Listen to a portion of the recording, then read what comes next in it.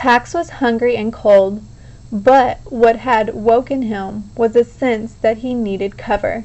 He blinked and his edged backward. What felt like the comforting bars of his pen gave way in brittle snaps. He turned to find the stand of dried milkweed stalks he'd wedged himself against a few hours before. He barked for Peter and remembered. His boy was gone. Pax wasn't used to being alone. Had been born into a squirming litter of 4, but his father had disappeared before the kits had even learned his scent. Soon after that, his mother had failed to come home one morning. One by one, his brothers and sisters had died, leaving his the only heartbeat in the cold den until the boy, Peter, had lifted him out. Since that time, whenever his boy was gone, Pax would pace his pen until Peter returned. And at night he always whined to come inside, where he could listen to his human's breathing. Pax loved his boy, but more than that, he felt responsible for Peter, for protecting him. When he couldn't perform this role, he suffered. Pax shook the night's rain off his back and headed for the road without even stretching his stiff muscles, straining for his boy's scent. He couldn't find it.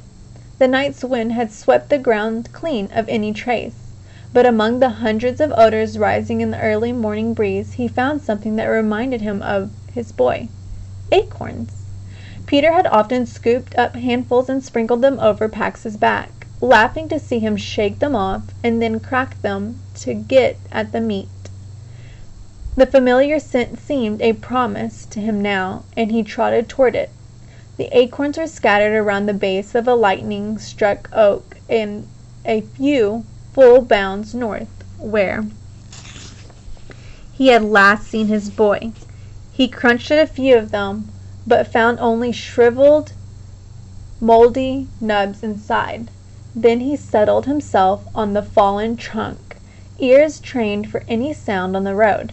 While he waited, Pax licked his fur dry and clean, taking comfort in the lingering Peter scent he found there. Then he turned his attention to his forepaws, painstakingly cleaning the many cuts in their pads. Whenever he was anxious, Pax dug at the floor of his pen. He always shredded his paws on the rough concrete buried beneath, but he could not control the urge. In the week before, he dug nearly every day. When his paws were cleaned, he curled them up under his chest to wait. The morning air pulsed with the noises of spring. The long night before they had alarmed Pax. The blackness had quivered with rustle of night prowlers, and even the sounds of the trees themselves, leaves unfurling, sap coursing up new wood, the tiny cracklings of expanding bark, had startled him over and over as he waited for Peter to return. Finally, as dawn had begun to silver the sky, he'd fallen into a shivering sleep.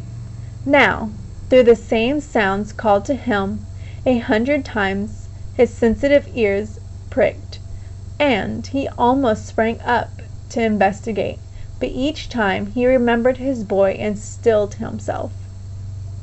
The humans had good memories, so they would come back to the spot, but they relied on sight alone, all their other senses being so weak, so if they did not see him when they returned, they might leave again.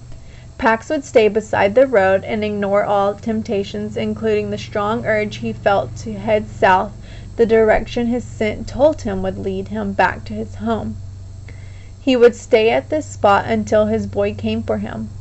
Above him, a vulture cruised the thermals. A lazy hunter, it was searching for the lifeless shape of carrion.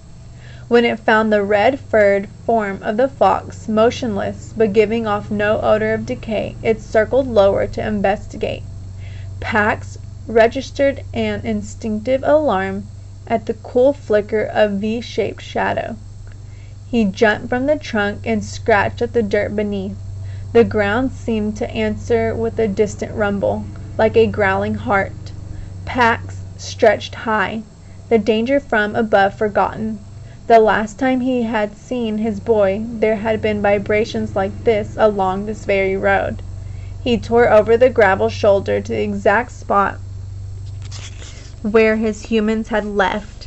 The vibrations grew to a roar. Pax rose on his haunches to be seen, but the source was not his boy's car.